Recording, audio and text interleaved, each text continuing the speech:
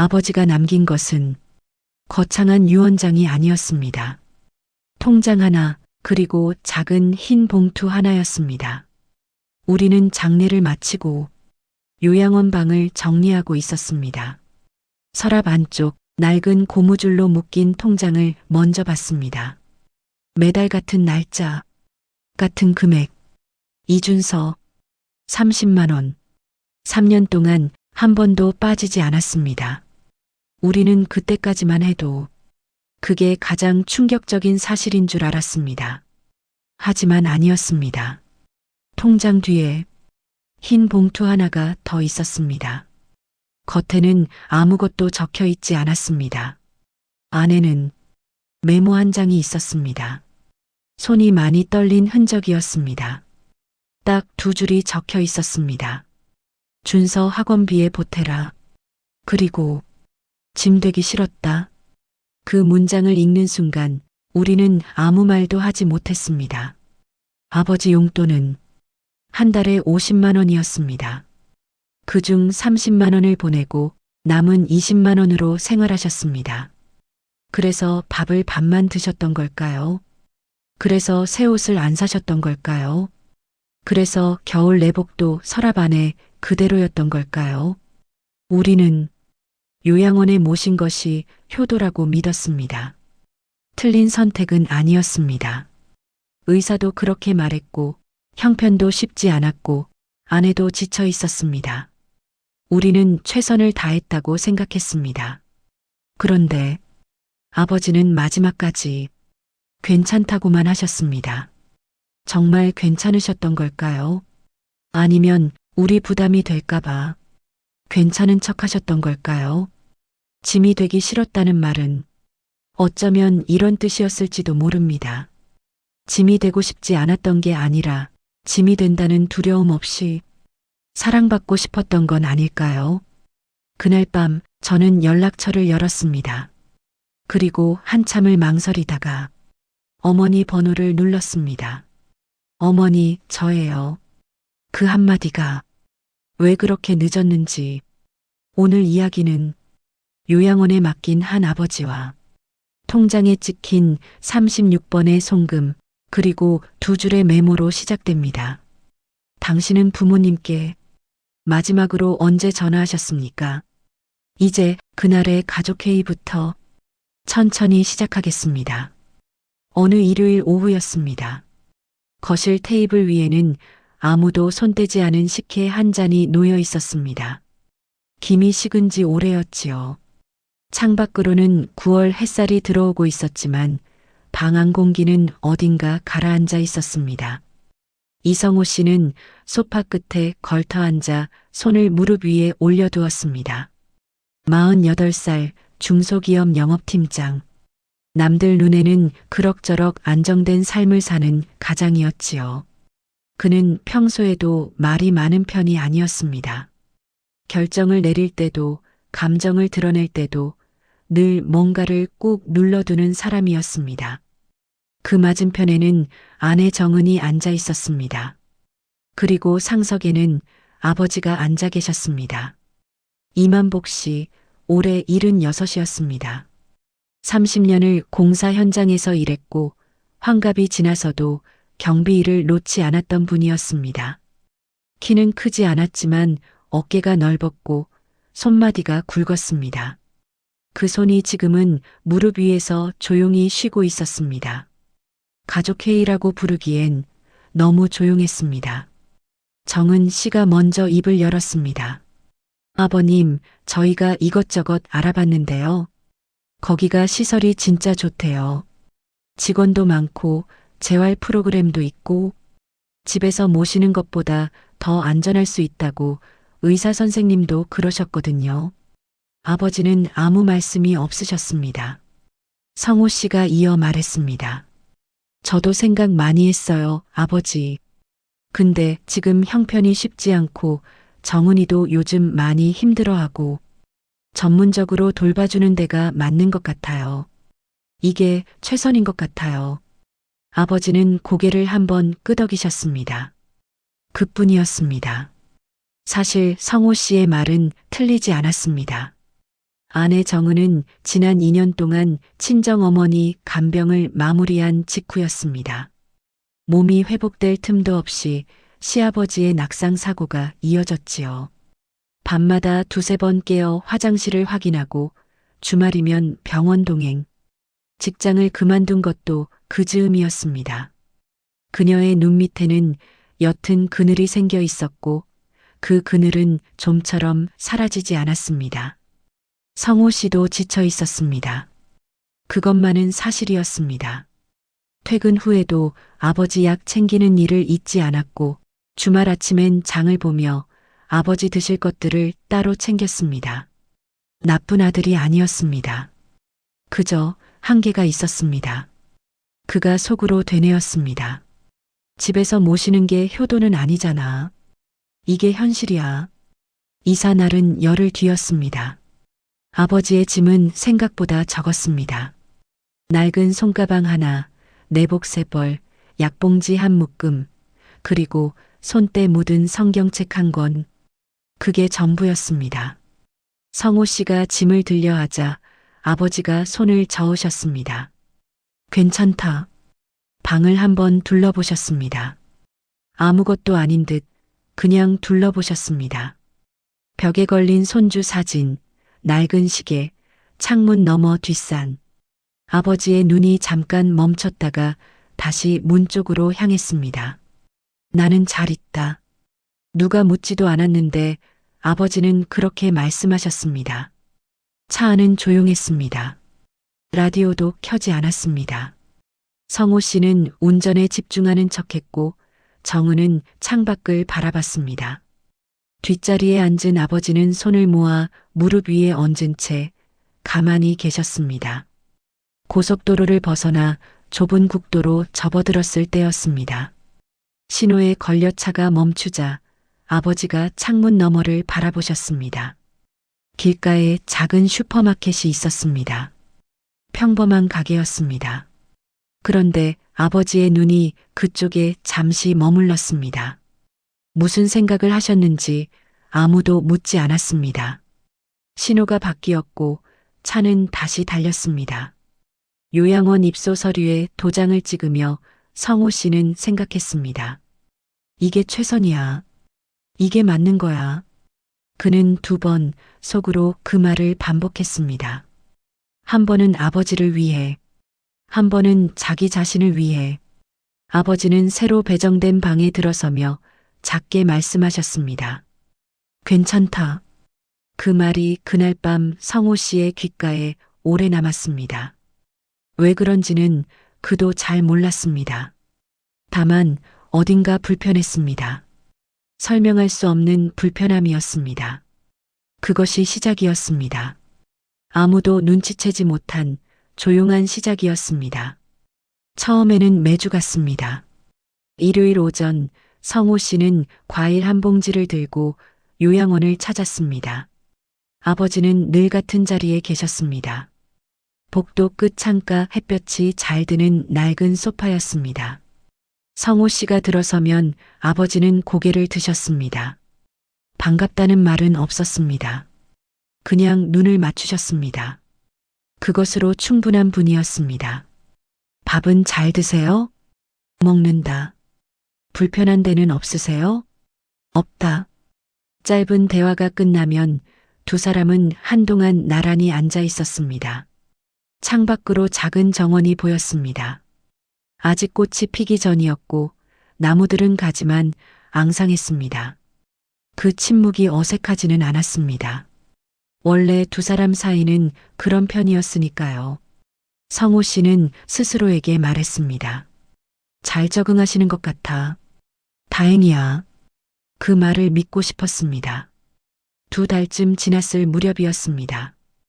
회사에서 프로젝트 마감이 겹쳤습니다. 그 주는 방문을 건너뛰었습니다. 다음 주에는 아들 준서의 학교 행사가 있었습니다.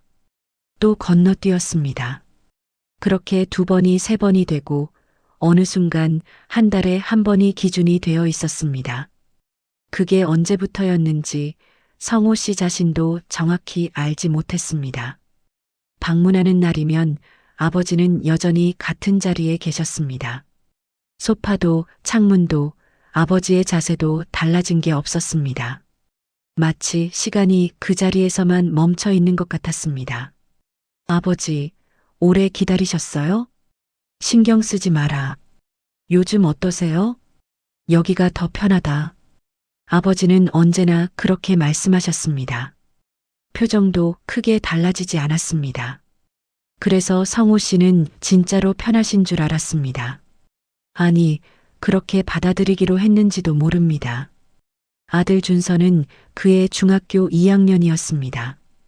학원이 3개였습니다. 영어, 수학, 과학.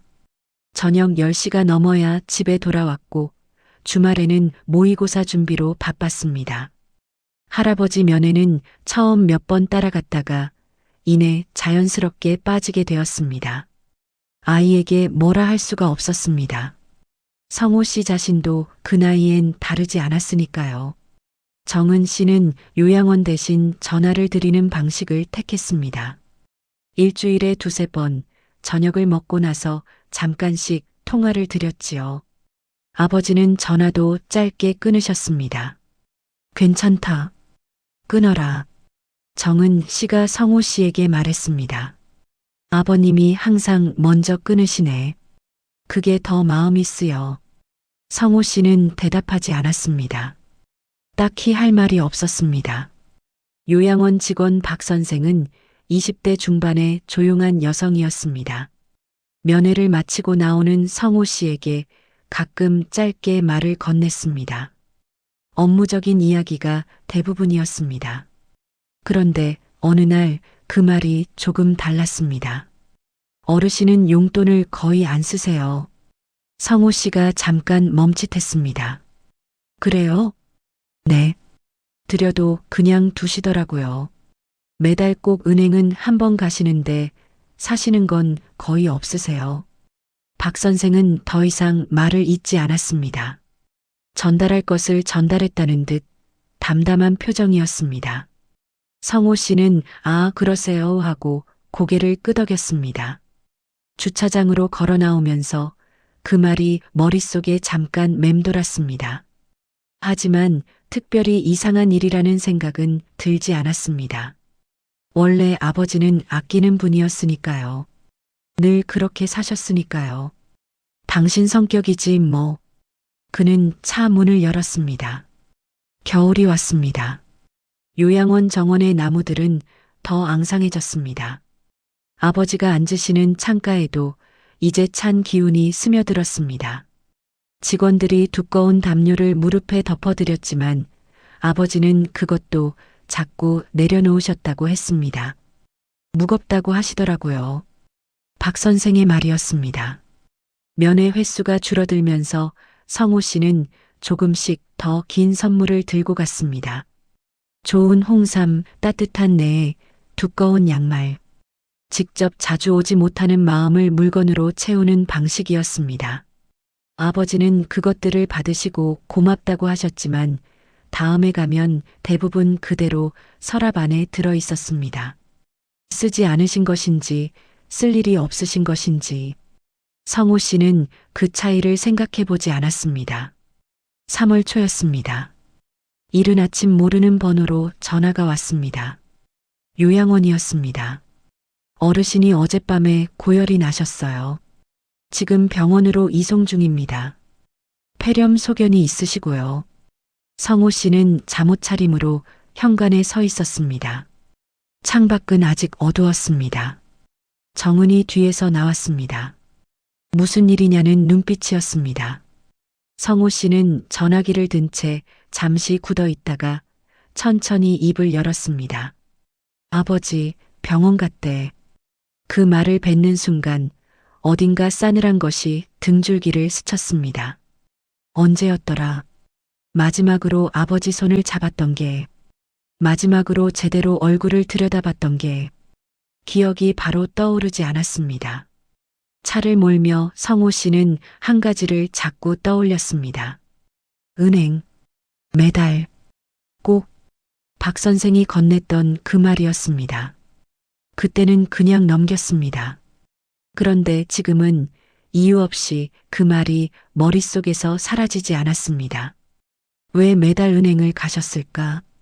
새벽 도로는 텅 비어 있었습니다. 신호등만 혼자 빛을 바꾸고 있었습니다. 아무도 대답해 줄 수 없는 질문이 차 안을 가득 채웠습니다. 아버지는 열흘을 버티셨습니다. 폐렴이었습니다. 고령의 기저질환까지 있었습니다. 의사는 첫날부터 조심스러운 표정이었고 성호 씨는 그 표정이 무엇을 뜻하는지 알면서도 모른 척했습니다. 중환자실 유리창 너머로 산소 마스크를 쓰고 누워 계신 아버지를 바라보며 그는 속으로 계속 같은 말을 반복했습니다. 괜찮아지실 거야. 원래 강하신 분이야. 하지만 아버지는 한 번도 눈을 제대로 뜨지 못하셨습니다. 장례는 3일장으로 치렀습니다. 조문객이 많지는 않았습니다. 아버지의 오랜 지인 몇 분, 성호 씨의 직장 동료들, 그리고 이름도 잘 모르는 먼 친척들. 빈소는 조용했습니다. 슬픔보다 정적이 더 무거웠습니다. 준서는 영정 앞에서 울었습니다. 어깨를 들썩이며 소리 없이 울었습니다. 성호 씨는 그 옆에 서서 아들의 등에 손을 얹었지만 자신은 울지 못했습니다. 눈물이 나지 않는 게 아니라 어디서부터 울어야 할지 몰랐습니다. 정은 씨는 내내 뒤에서 조문객을 맞았습니다. 표정은 단정했습니다. 그녀도 그런 사람이었습니다. 감정을 안으로만 접어두는 사람. 유품 정리는 장례를 마친 이틀 뒤였습니다. 성호 씨와 정은 그리고 준서 셋이 요양원을 찾았습니다. 아버지의 방은 작았습니다. 창 하나, 침대 하나, 작은 서랍장 하나. 그게 전부였습니다. 벽에는 아무것도 걸려 있지 않았습니다. 짐은 이삿날보다 더 적었습니다. 정은 씨가 서랍을 열었습니다. 내복 몇 벌, 성경책, 안경 닦는 천, 약봉지 묶음. 그리고 그 안쪽 낡은 고무줄로 묶인 무언가가 있었습니다. 통장이었습니다. 성호 씨가 건네받아 펼쳤습니다. 페이지를 넘기는 손이 멈췄습니다. 입출금 내역이었습니다. 날짜, 금액, 수신인. 빼곡하지 않았습니다. 딱 한 줄씩 매달 같은 날짜에 찍혀 있었습니다. 이준서 30만 원. 이준서 30만 원. 이준서 30만 원. 3년이었습니다. 36번이었습니다. 한 번도 빠진 달이 없었습니다. 성호 씨는 통장을 든 채 움직이지 않았습니다. 숨을 쉬고 있는지도 알 수 없었습니다. 정은 씨가 옆에서 들여다봤습니다. 아무 말도 하지 않았습니다. 할 말을 찾지 못한 것이 아니라 말이 나오지 않았습니다. 준서가 물었습니다. 그게 뭐야? 아무도 대답하지 않았습니다. 성호 씨가 통장을 천천히 아들에게 내밀었습니다. 준서가 받아들었습니다. 수신인을 확인하는 순간 아이의 눈이 커졌습니다. 나한테? 몰랐어? 몰랐어. 진짜 몰랐어, 아빠. 준서의 목소리가 흔들렸습니다. 통장을 쥔 손도 떨렸습니다. 성호 씨는 아들을 바라봤습니다. 거짓말하는 표정이 아니었습니다. 아이는 진짜로 몰랐던 것이었습니다. 3년 동안 매달 통장으로 들어온 돈이 할아버지에게서 온 것을 준서는 한 번도 알지 못했던 것이었습니다. 방 안에 정적이 흘렀습니다. 성호 씨는 창밖을 바라봤습니다. 정원의 나무들이 흔들리고 있었습니다. 바람이 부는 날이었습니다. 머릿속에서 기억들이 하나씩 올라왔습니다. 명절에 함께 외식하러 가자고 했을 때 아버지는 고개를 저으셨습니다. 밖에서 먹으면 비싸다. 집에서 먹으면 된다. 그 말을 성호 씨는 절약하는 습관으로 받아들였습니다. 새 옷을 사드리겠다고 했을 때도 아버지는 손을 저으셨습니다. 있다. 많다. 서랍을 열어보니 정말 옷이 있었습니다. 다만 그게 10년 전 것들이었습니다. 그 생활비가 어디로 갔는지 그때는 묻지 않았습니다. 정은 씨가 조용히 말했습니다. 아버님이 당신 생활비를 아끼신 거네요. 성호 씨는 대답하지 않았습니다. 매달 30만 원이었습니다. 요양원에서 지내시면서 아버지가 받으신 용돈이 얼마인지 성호 씨는 기억했습니다. 50만 원이었습니다. 거기서 30만 원을 손주 통장에 넣으셨다면 남은 건 20만 원이었습니다. 한 달을 20만 원으로 사신 것이었습니다. 박 선생이 했던 말이 귀 안에서 되살아났습니다. 용돈을 거의 안 쓰세요. 매달 은행에 꼭 가십니다. 그때 그 말을 흘려들었습니다. 아버지 성격이 원래 그렇다고 아끼는 분이라고 생각했습니다. 은행에 가신 이유가 있었습니다. 매달 꼭 같은 날 손주 이름으로 돈을 붙이러 가신 것이었습니다. 성호 씨는 서랍 안을 다시 들여다봤습니다. 뒤쪽에 작은 봉투 하나가 더 있었습니다. 겉면에 아무것도 적혀 있지 않았습니다. 낡은 흰 봉투였습니다. 봉인이 되어 있지 않았습니다. 안에는 메모지 한 장이 있었습니다. 글씨가 크고 느렸습니다. 손이 많이 떨렸던 것 같았습니다. 성호 씨는 그것을 소리내어 읽지 못했습니다. 눈으로 읽고 그 자리에 서 있었습니다. 정은 씨가 옆에서 들여다봤습니다. 준서도 발끝으로 다가섰습니다. 메모에는 딱 2줄이 적혀 있었습니다. 준서 학원비에 보태라. 짐 되기 싫었다. 방 안이 다시 조용해졌습니다. 이번에는 다른 종류의 조용함이었습니다. 준서가 메모를 받아들었습니다. 한 글자씩 읽는 것 같았습니다. 그리고 아이는 소리 없이 울기 시작했습니다. 아까 빈소에서와는 달랐습니다. 이번에는 무언가를 감당하지 못해서 나오는 울음이었습니다. 정은 씨는 입술을 꾹 다물었습니다. 눈가가 붉어졌지만 소리를 내지 않았습니다. 성호 씨는 메모를 돌려받아 다시 내려다봤습니다. 짐 되기 싫었다. 그 말이 가슴 어딘가를 조용히 눌렀습니다. 세게 때리지 않았습니다. 그냥 눌렀습니다. 그런데 그게 더 아팠습니다. 아버지는 짐이 되셨던 걸까요? 아니면 짐이 될까봐 평생 무서우셨던 걸까요? 성호 씨는 그 차이를 생각했습니다. 요양원을 결정하던 날, 가족회의를 하던 날, 이삿짐을 싸던 날, 아버지는 단 한 번도 싫다고 하지 않으셨습니다. 반대도 하지 않으셨습니다. 그냥 고개를 끄덕이셨습니다. 그것이 진심으로 괜찮으셔서가 아닐 수 있다는 생각을 성호 씨는 그날 처음 했습니다. 아니, 어쩌면 알고 있었는지도 모릅니다. 다만 생각하지 않으려 했던 것일지도 모릅니다. 통장을 다시 펼쳤습니다. 마지막 장이었습니다. 가장 최근 거래 내역이 찍혀 있었습니다. 잔액이 보였습니다. 1만 3천 원이었습니다. 성호 씨는 통장을 덮었습니다.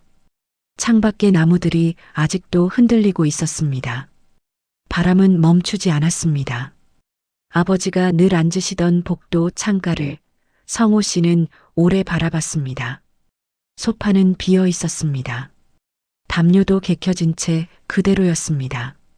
무거워서 자꾸 내려놓으셨다던 담요였습니다. 아버지는 늘 무거운 것들을 내려놓으셨구나. 소리 없이 혼자서. 그날 밤 성호 씨는 잠을 이루지 못했습니다. 불을 끈 채 천장을 바라봤습니다. 옆에서 정은 씨의 숨소리가 들렸습니다. 자는 것 같지 않았습니다. 두 사람 다 깨어 있으면서 아무 말도 하지 않았습니다. 통장이 눈앞에 어른거렸습니다.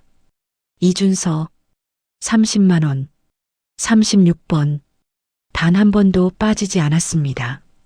성호 씨는 계산했습니다. 1,080만 원이었습니다. 요양원에서 3년을 지내시는 동안 아버지가 손주에게 붙이신 돈의 합계였습니다. 그 돈을 모으기 위해 아버지는 20만 원으로 한 달을 사셨습니다.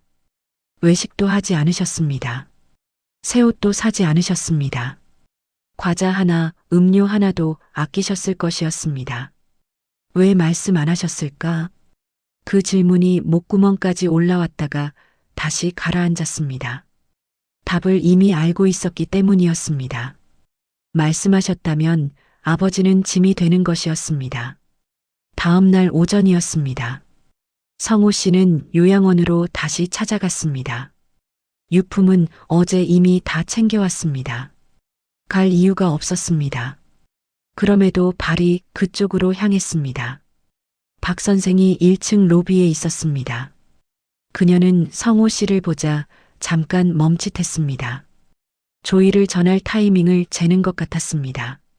성호 씨가 먼저 말했습니다. 아버지 생전에 여기서 어떻게 지내셨는지 좀 더 여쭤봐도 될까요? 박 선생은 고개를 끄덕였습니다. 작은 상담실이었습니다. 창이 하나 있었고 작은 탁자와 의자 2개가 전부였습니다. 박 선생은 손을 모아 탁자 위에 얹고 천천히 말을 꺼냈습니다. 어르신은 밥을 항상 밥만 드셨어요. 밥만요? 네. 처음엔 입맛이 없으신 줄 알았는데 나중에 여쭤보니까 그게 원래 습관이시더라고요. 많이 드시면 몸이 무겁다고 하셨어요. 근데 저는 그게 다는 아닌 것 같았습니다. 박 선생은 잠깐 말을 멈췄습니다. 한 번은 제가 죽을 더 드릴게요 했더니 괜찮다고 하시면서 이러셨어요. 손주 학원비 밀리면 안 돼. 아껴야 해. 그때는 그냥 노인분들이 가끔 하시는 말씀인 줄 알았는데 성호 씨는 아무 말도 하지 못했습니다. 겨울에 내복을 드렸는데 안 입으시는 거예요. 왜 안 입으시냐고 했더니 아직 쓸만한 게 있다고. 그 내복을 나중에 보니까 서랍 제일 안쪽에 그대로 있었어요. 접어서 반듯하게. 성호 씨는 상담실을 나와 복도를 걸었습니다. 아버지가 늘 계시던 창가 소파 앞에서 멈췄습니다. 비어있는 소파였습니다. 낡은 쿠션이 약간 꺼져 있었습니다. 오래 앉으셨던 자리였습니다. 햇볕이 그 위에 내려앉아 있었습니다. 성호 씨는 천천히 그 자리에 앉았습니다. 아버지가 보셨을 풍경을 바라봤습니다. 정원의 나무들, 멀리 보이는 낮은 산, 지나다니는 직원들. 조용한 풍경이었습니다. 외로운 풍경이기도 했습니다. 아버지는 이 자리에서 매일 무슨 생각을 하셨을까요? 집으로 돌아오는 길에 성호 씨는 앨범을 꺼냈습니다. 오래된 사진 앨범이었습니다. 준서가 어릴 때 찍은 것들이었습니다. 돌잔치, 첫 소풍, 입학식. 그 사진마다 한쪽 구석에 아버지가 계셨습니다. 중앙에 서신 적이 없었습니다. 늘 가장자리에 살짝 비껴 서 계셨습니다. 웃고 계셨습니다. 소박하게, 조용하게. 성호 씨는 사진 한 장을 꺼내 오래 들여다봤습니다. 준서 돌잔치 사진이었습니다. 아버지는 아이를 안고 계셨습니다. 두 손으로 조심스럽게 마치 깨질까봐 다루듯이. 그 표정이 낯설었습니다. 성호 씨가 기억하는 아버지의 표정 중에 가장 부드러운 얼굴이었습니다. 그때 아버지의 나이가 몇이셨더라. 계산해보니 63살이었습니다. 지금 성호 씨보다 15살 많을 뿐이었습니다. 저녁이었습니다. 준서가 방에서 나왔습니다. 눈이 조금 부어 있었습니다. 하루 종일 방에 있었던 것 같았습니다. 아이는 식탁 앞에 앉았습니다. 밥을 먹지 않고 숟가락만 만지작거렸습니다. 성호 씨가 옆에 앉았습니다. 한동안 두 사람 다 아무 말이 없었습니다. 준서가 먼저 입을 열었습니다. 아빠, 나 그 돈 쓰지 말까? 성호 씨가 고개를 들었습니다. 할아버지가 보내주신 거잖아. 그냥 두면 안 될까? 쓰기 싫어. 성호 씨는 아들을 바라봤습니다. 중학교 2학년 14살. 어느새 이런 말을 할 줄 아는 아이가 되어 있었습니다. 성호 씨는 몰랐습니다. 언제 이렇게 자랐는지. 그래. 그 한마디가 전부였습니다. 더 말하려 했는데 목이 잠겼습니다. 그날 밤이었습니다. 성호 씨는 혼자 거실에 앉아 있었습니다. 텔레비전도 켜지 않았습니다. 불도 반만 켜두었습니다. 손에는 아무것도 들려있지 않았습니다. 머릿속에 한 장면이 자꾸 떠올랐습니다. 가족회의 날이었습니다. 소파에 앉아 계시던 아버지, 찬식해 고개를 끄덕이시던 모습, 반대 한마디 않으셨습니다. 이해 한마디 않으셨습니다. 그게 체념이셨을까요? 배려이셨을까요? 아마 둘 다였을 것이었습니다. 성호 씨는 눈을 감았습니다. 우리는 효도했다고 믿었는데 그 말이 안에서 올라왔습니다. 억누르려 했습니다. 그런데 이번에는 잘 되지 않았습니다. 요양원을 결정할 때 이게 최선이라고 말했습니다. 그 말이 틀린 건 아니었습니다. 그러나 누구를 위한 최선이었는지 그는 그날 밤 처음으로 오래 생각했습니다. 아버지를 위한 것이기도 했지만 자신을 위한 것이기도 했습니다. 두 가지가 동시에 사실이었습니다. 그리고 그 두 가지가 동시에 사실이라는 것이 쉽게 견디기 어려운 무게였습니다. 새벽 1시였습니다. 성호 씨는 통장을 다시 꺼냈습니다. 마지막 페이지를 폈습니다. 잔액 1만 3천 원. 그 숫자를 오래 바라봤습니다. 아버지는 마지막 한 달도 같은 날짜에 은행을 가셨을 것이었습니다. 걸음이 불편하셨을 텐데도, 날씨가 추웠을 텐데도, 버스를 타고 가셨을지 아니면 천천히 걸어가셨을지, 은행 창구 앞에서 손을 떨며 종이를 내미셨을지, 그 장면을 보지 못했습니다. 볼 생각을 하지 않았습니다. 통장을 덮었습니다. 성호 씨는 잠시 후 방 안으로 들어갔습니다. 자려는 것이 아니었습니다. 옷장을 열었습니다. 안쪽 깊숙이 아버지가 명절에 오실 때 쓰시던 방에 남겨두신 낡은 내복 한 벌이 있었습니다. 언젠가 가져다 드리려 했다가 잊어버린 것이었습니다. 그것을 꺼내 손 위에 올려뒀습니다. 접힌 자국이 반듯했습니다. 누군가 정성스럽게 갠 것이었습니다. 아버지였는지 정은이었는지 알 수 없었습니다. 다만 그 접힌 자국이 오래되어 보였습니다. 성호 씨는 그것을 다시 반듯하게 접었습니다. 다음 날 아침이었습니다. 성호 씨는 평소보다 일찍 일어났습니다. 식탁에 앉아 혼자 밥을 먹었습니다. 정은이 내려오기 전이었습니다.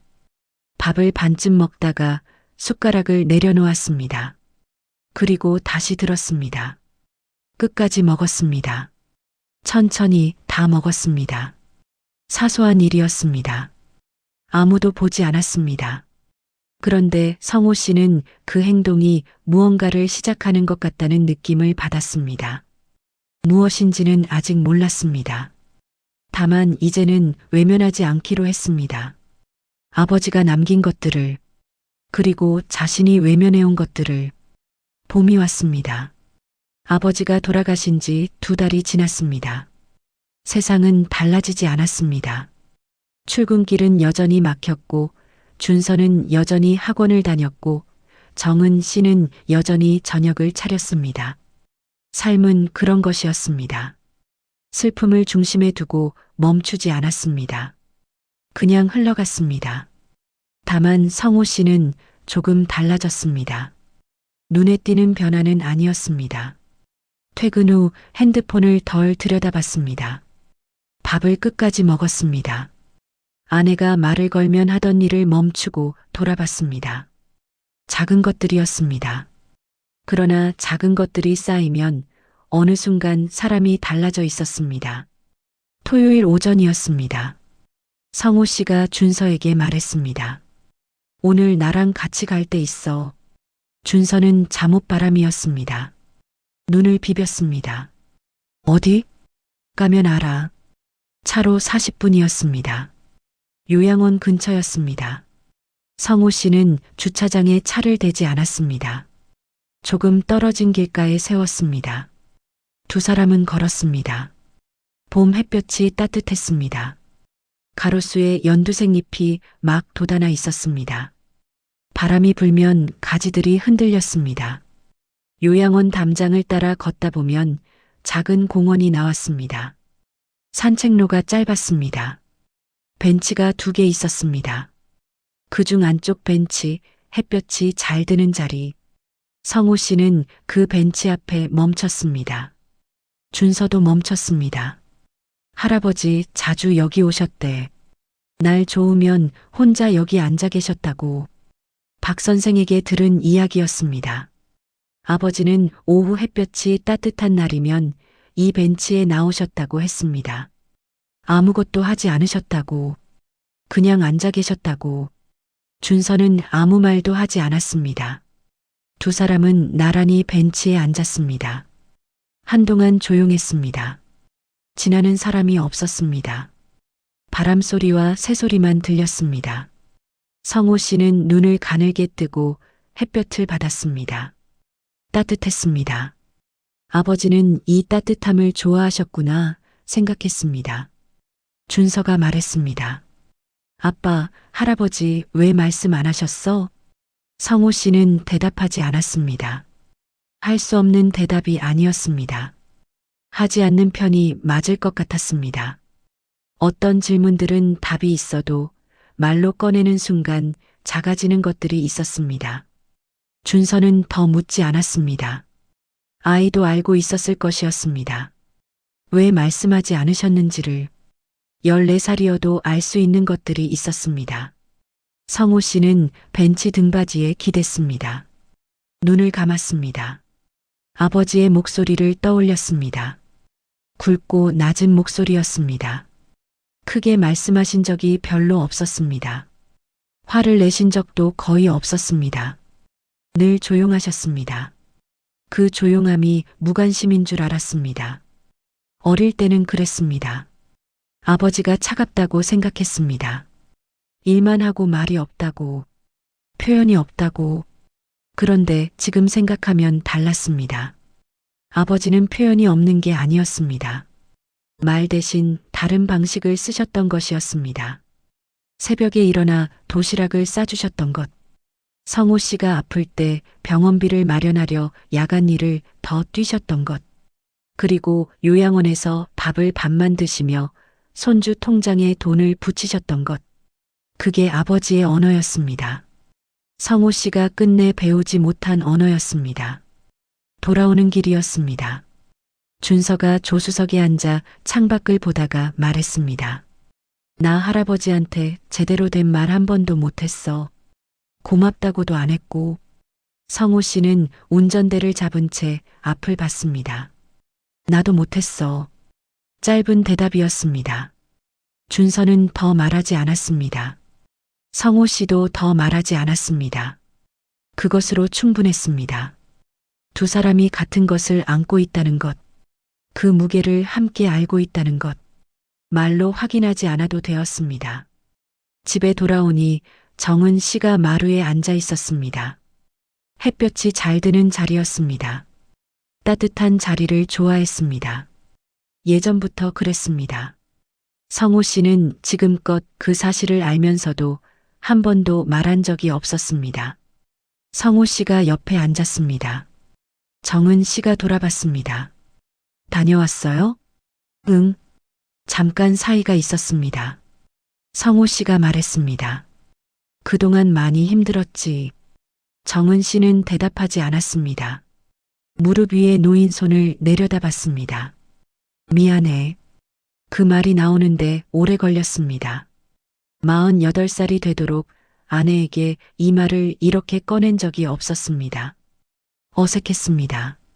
그러나 어색한 것과 틀린 것은 달랐습니다. 정은 씨는 아무 말도 하지 않았습니다. 다만 잠시 후 그녀가 조용히 손을 뻗어 성호 씨의 손 위에 얹었습니다. 창밖에 바람이 불었습니다. 마루가 따뜻했습니다. 그날 저녁이었습니다. 성호 씨는 핸드폰을 들었습니다. 연락처를 열었습니다. 스크롤을 내렸습니다. 오래된 번호들이 지나갔습니다. 학창시절 친구, 오래된 동료, 친척들, 자주 연락하지 않은 이름들이었습니다. 그리고 멈췄습니다. 어머니였습니다. 73살이었습니다. 지방에 혼자 사셨습니다. 성호 씨가 마지막으로 전화한 것이 언제였는지 바로 떠오르지 않았습니다. 명절 이후였을 것이었습니다. 아니면 그보다 더 전이었을지도 몰랐습니다. 전화기를 들었습니다. 그리고 잠깐 내려놓았습니다. 뭐라고 말해야 할지 몰랐습니다. 갑자기 전화하면 어머니가 놀라실 것 같았습니다. 무슨 일 있냐고 물으실 것 같았습니다. 그래도 괜찮았습니다. 다시 들었습니다. 통화 버튼을 눌렀습니다. 신호가 갔습니다. 한 번, 두 번, 세 번째 신호가 울리던 중에 어머니가 받으셨습니다. 여보세요? 낮고 익숙한 목소리였습니다. 오래된 목소리였습니다. 성호 씨는 그 목소리를 듣는 순간 가슴 어딘가가 조용히 내려앉는 것을 느꼈습니다. 어머니, 저예요. 성호냐? 무슨 일 있어? 아니요. 그냥 전화했어요. 잘 계시죠? 전화기 너머에서 잠깐 침묵이 흘렀습니다. 그리고 어머니가 말씀하셨습니다. 그래, 잘 있다. 통화는 길지 않았습니다. 특별한 이야기도 없었습니다. 날씨 이야기, 밥은 잘 드시는지, 무릎은 괜찮으신지, 소소한 것들이었습니다. 그런데 그 소소함이 지금 이 순간 가장 필요한 것이었습니다. 전화를 끊고 성호 씨는 잠깐 핸드폰을 바라봤습니다.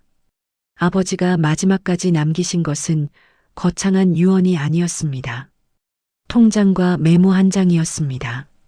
짐 되기 싫었다. 그 말의 무게를 성호 씨는 이제 조금 다르게 읽었습니다. 짐이 되고 싶지 않았던 게 아니라 짐이 된다는 두려움 없이 사랑받고 싶으셨던 것이었습니다. 그냥 아들 곁에 있고 싶으셨던 것이었습니다. 아무 이유 없이 그것을 끝내 말씀하지 못하셨습니다. 그리고 성호 씨도 끝내 먼저 묻지 못했습니다. 밤이 깊었습니다. 성호 씨는 불을 끄기 전에 창문을 열었습니다. 봄바람이 들어왔습니다. 차갑지 않았습니다. 딱 좋은 온도였습니다. 아버지가 좋아하셨을 것 같았습니다. 내레이션이 조용히 흘렀습니다. 아버지는 요양원에서도 우리 집 가장이었습니다. 말 한마디 없이 그렇게 살다 가셨습니다. 우리는 효도했다고 믿었습니다. 그 믿음이 완전히 틀린 것은 아니었습니다. 다만 충분하지 않았습니다. 그리고 그 충분하지 않음을 알게 된 것이 어쩌면 아버지가 마지막으로 가르쳐 주신 것일지도 모릅니다. 당신은 부모님께 마지막으로 언제 전화하셨습니까? 오늘 받으셨습니까? 아니면 오늘 들으셨습니까? 어쩌면 지금 이 순간 누군가 따뜻한 자리에 앉아 전화기를 바라보고 있을지도 모릅니다. 걸어야 할지 말아야 할지 망설이면서 그럴 때는 그냥 거셔도 됩니다. 무슨 말을 할지 몰라도 됩니다. 목소리만으로 충분할 때가 있습니다.